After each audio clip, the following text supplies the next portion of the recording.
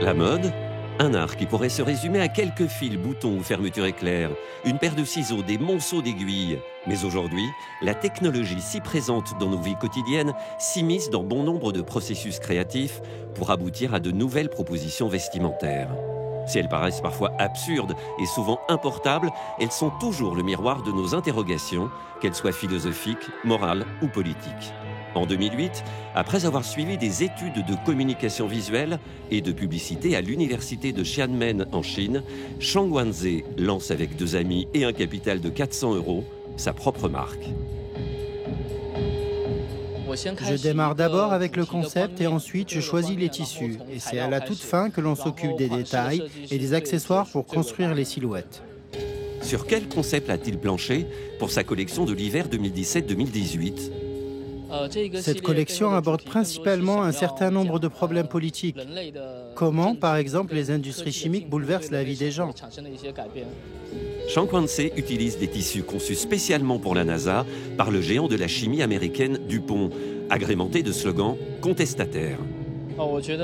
Je ne pense pas être un activiste. Je raconte plutôt des histoires telles que nous pouvons les vivre dans le monde aujourd'hui. Au salon Première Vision, le monde entier vient vendre et acheter ce qui se fait de mieux en matière de tissus.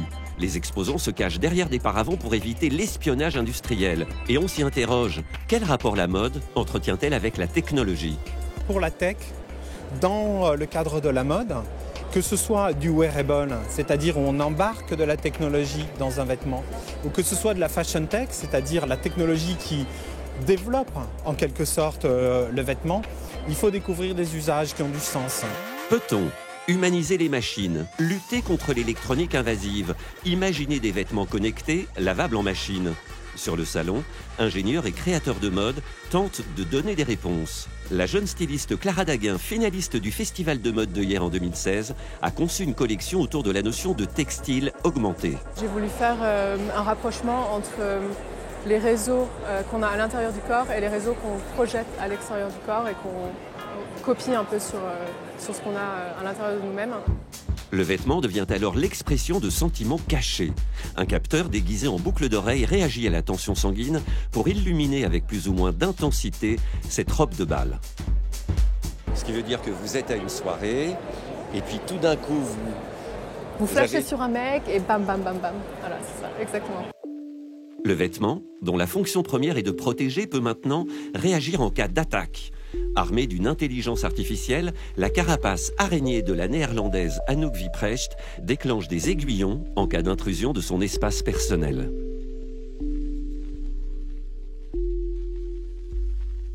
Je suis à la fois créatrice de mode et ingénieure. Je mélange la mode et la technologie. J'utilise des capteurs et de l'électronique et je crée de la couture interactive.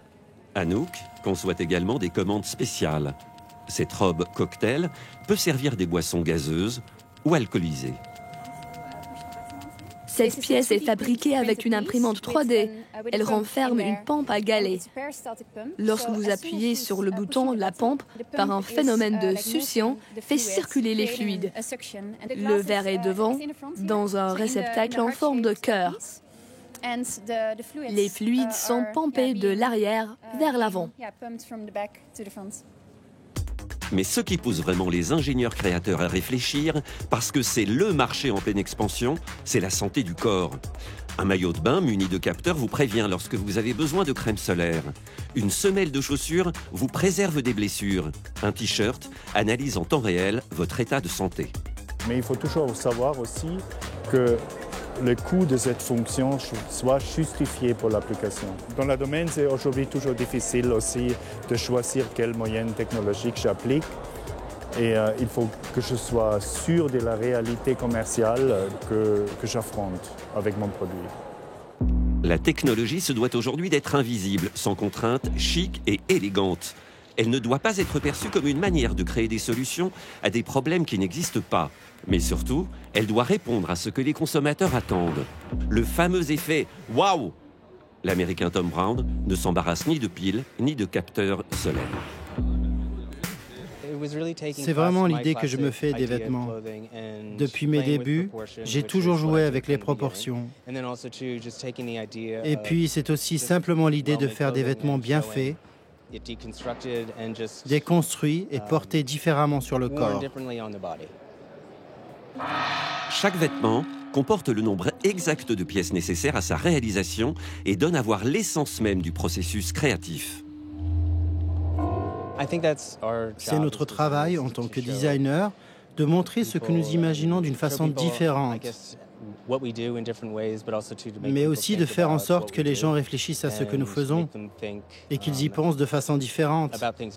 Il ne faut pas simplement leur montrer ce qu'ils ont déjà vu ou ce qu'ils pourraient spécifiquement porter. Il s'agit d'une certaine façon d'appréhender des idées classiques d'un autre point de vue. Qu'elle soit techno ou pas, la mode nous donne les moyens d'aborder la réalité sous un autre angle, de faire de l'absurde une réalité. Elle n'hésite jamais, en tout cas, à nous faire rêver.